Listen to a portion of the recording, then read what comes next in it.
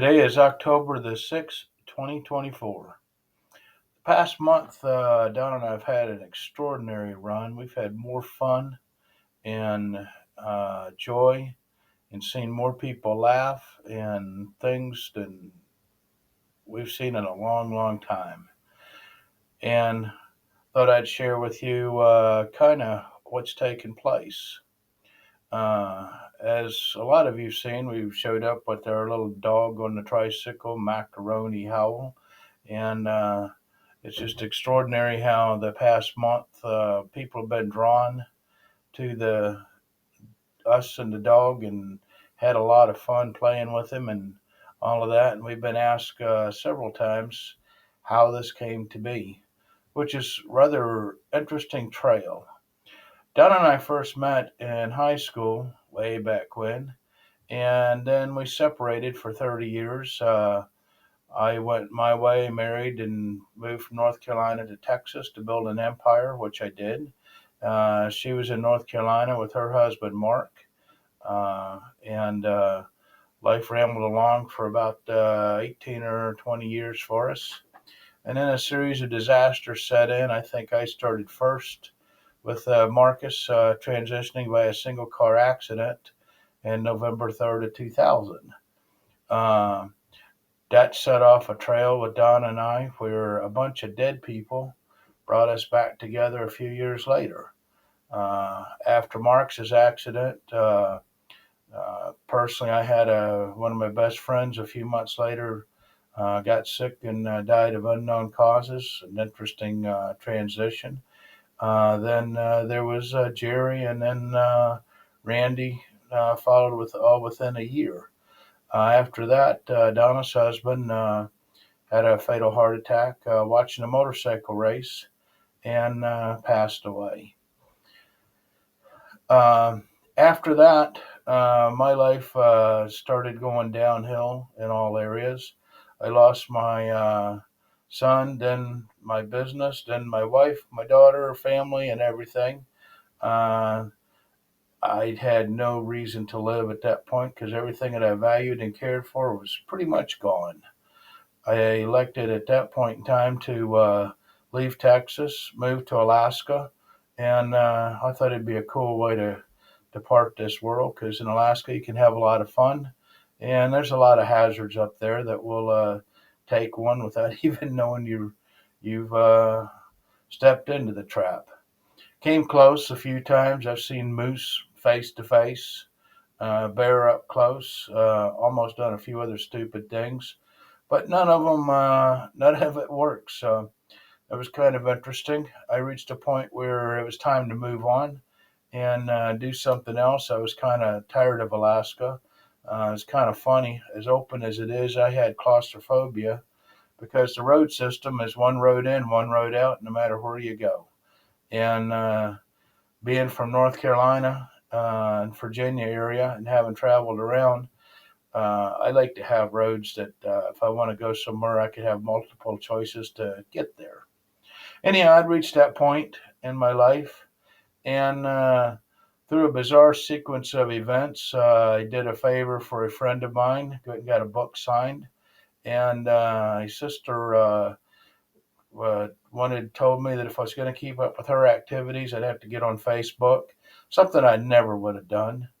Anyhow, got on Facebook, and within a few days, I had a friend request from Donna. Ironically, called. We talked on the phone, and she learned of my situation. I learned of hers. She was curious how I ended up all the way up in Alaska from North Carolina. One thing led to another. We decided to do a 9-day date on the cruise, I think they called it. And then we did a 3-day road trip. And the purpose was if we didn't kill each other after that, I'd move back to North Carolina if I found a job. And ironically, at that point in time in North Carolina, around 2006 or so, um, the aviation world had collapsed. However, within a few days, I had a job in North Carolina, so I moved back. Don and I got married on 10/10, and that's kind of been our little world of how we found each other and got together. After that, we've had a sequence of ups and downs and all arounds, and it's been right interesting the reason and the causes why. I showed up in North Carolina, I think it was 2009. I had two dogs and Donna, a cat that we had both acquired along the way. All three of them were kind of old, but not that bad. Uh, and the amazing thing was, all three of them got together, got along, got together just fine from the day one. Later on, as they aged out, Donna's cat was the first one to die, which was kind of brutal. It had been around quite a while, and it didn't have it was a sad passing. After that, my favorite dog, Derby, the collie, he got dementia and put him down. And then a few months after that, uh, the white one, no, it was a few years after that, the white one, Denim, uh, passed. Ironically, before Denim left, she got real depressed after Derby passed, and it was kind of sad to see. And before her passing, she started getting really excited for no reason. Couldn't figure it out. We let her go outside in the mornings and the evenings and roam around the creek and stuff behind her house. And then later on, one day, Donna had decided that she wanted another cat to replace hers. I had no interest in a cat or any other animals. And I told Donna the only way that I would let a cat in the house was if a black Manx just happened to show up. Ironically, in my prior life, I've had two black Manxes show up. One was in a ditch after a tornado went through Texas. The next one came after Marcus's transition when his mother wanted a black Manx. A friend of mine called, and a realtor friend of his had gone into a house and there was a black Manx in it. So I'd already had two that came along under the rather unusual circumstances. And I told Donna, I said, the only way I'll have another one is if it just happens to show up. Ironically, one night we were at the supper table talking about a friend of mine who had uh, suffered cat scratch fever. And when I got up from the table, I looked on the back porch. There was a little kitten sitting back there. And I told Donna. Donna went back. And I can still hear her scream that she could not believe somebody would cut a cat's tail off.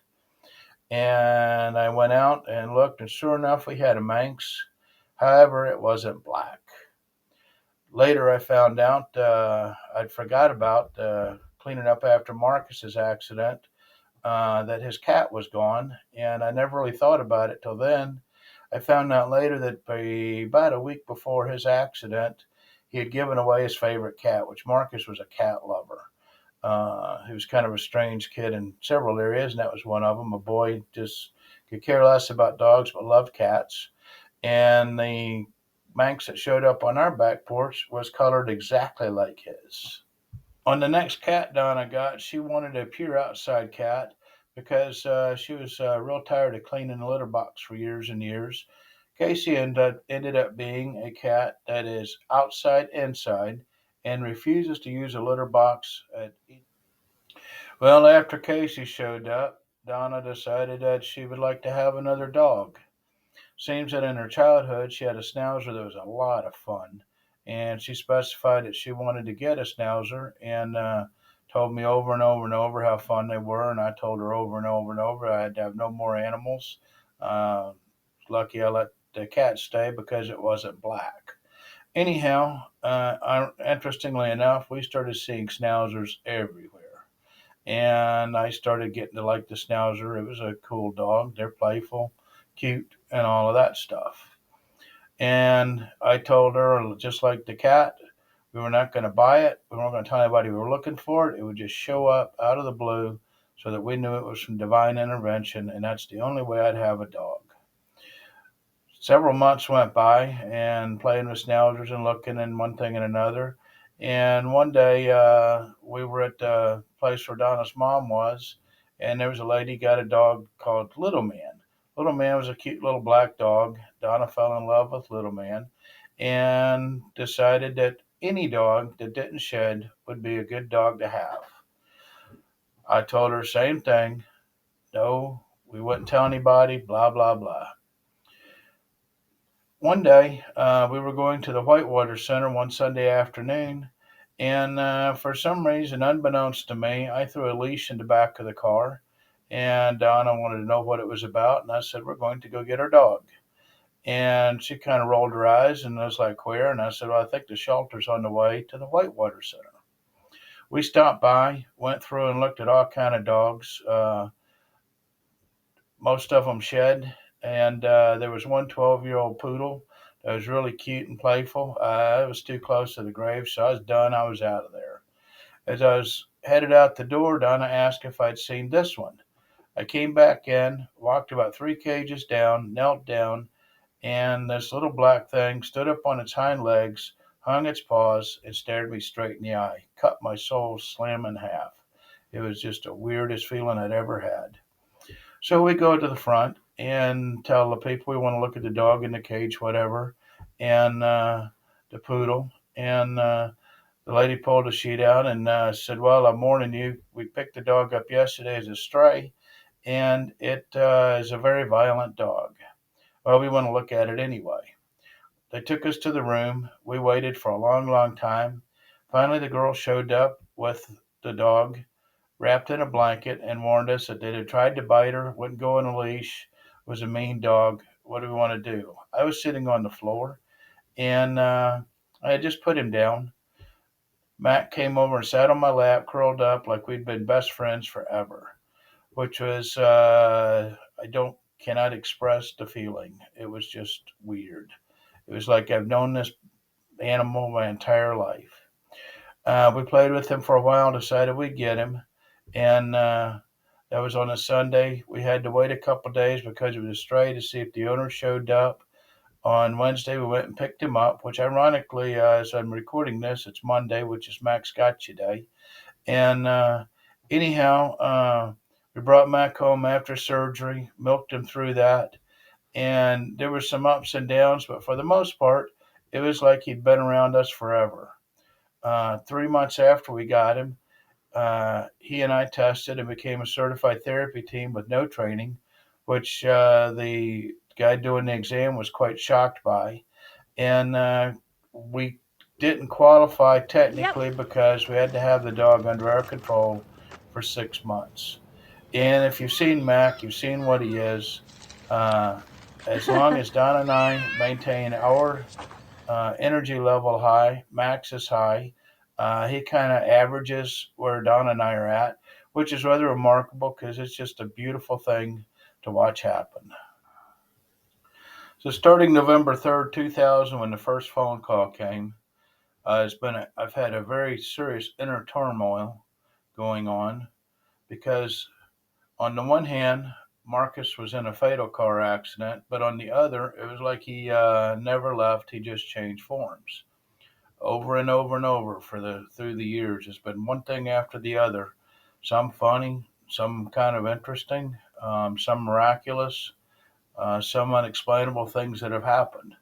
And it's like he's been reaching and trying, and I've been accepting and denying, and it's been a serious turmoil. Um, One day, Don and I were driving down the road, and I was going through things in my head, and I told her, I says, my passion was airplanes, and I lost the passion after the business failed. And coming back to North Carolina and a few things in aviation, it didn't work out well. I decided airplanes, aviation, all that was a bad deal. Well, one day I was like, there's nothing wrong with the airplanes. They're just metal objects and that sort of thing. I want to stop at this airport here, Lincoln Airport, ironically, in North Carolina, and make peace with airplanes. We pulled in, very beautiful airport, walked over to the hangar. There was a guy working on some airplanes, some really cool stuff, a younger kid. Ironically, it was almost like talking to the little me at 17.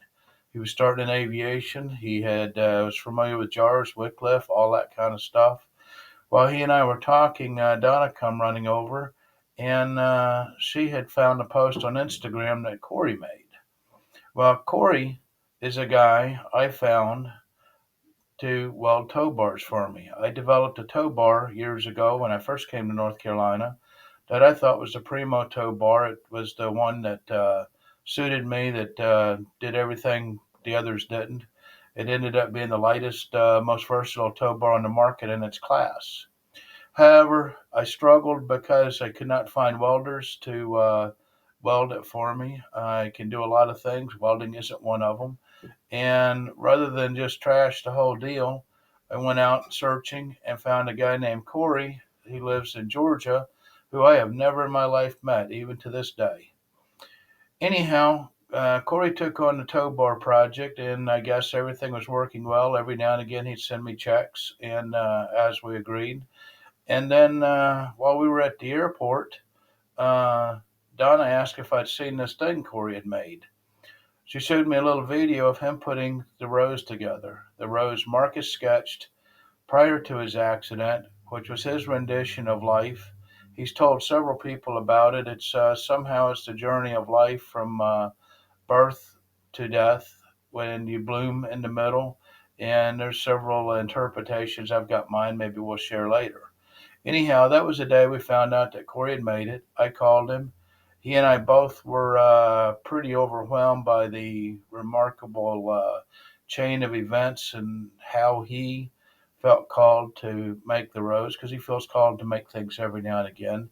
Anyhow, that was that. And it sat there, and, just kind of was cool to know that this guy had made a Rose from a sketch that Marcus drew prior to his accident. On September the 12th, 2023, Donna and I were sitting and kind of going over some things and how does things really work in the energy field and that sort of thing. And we were discussing, I was telling her about what happened on 9/11 when it went down and aviation was shut down, and how on the 12th, a group of people gathered together that I had called, and we came up with a plan to get our airplanes back in the air as soon as possible, which happened. Other businesses like I had were going bankrupt and that sort of thing. I was making money and flying airplanes. It was rather remarkable. While we were discussing this, the doorbell rang. I got up, walked over, mentioned to Donna there was a UPS guy at the door, asked if she'd ordered anything. No. And I said something about a box being there. And she said, "Oh, yeah, it's the Rose." I brought it in, opened it up, and it was the Rose Corey had made. Very interesting how it showed up at the time it did, when it did, in their discussion. All of this stuff is very fascinating, and I have gone through and found scientific proof and how physics works, all of that kind of stuff, and it all makes perfect sense at this point in my life. I've discovered reincarnation is a real deal. University of Virginia has been studying it for 60 years plus. They have thousands of cases that are very well documented. Uh, Finding that a lot of things with Marcus from the beginning of his life to now makes sense. There's some great people out there. I think Einstein said it: energy can neither be created nor destroyed. It can just change from one form to another. And as we have gone on searching, all of a sudden, well, not all of a sudden, slowly, as we're willing to accept, more and more makes sense to prove that this whole thing is really cool and that death is just an illusion. Somehow has become a thing to keep people in a grief, uh, guilt cycle where they cannot prosper and become what they can know they can become.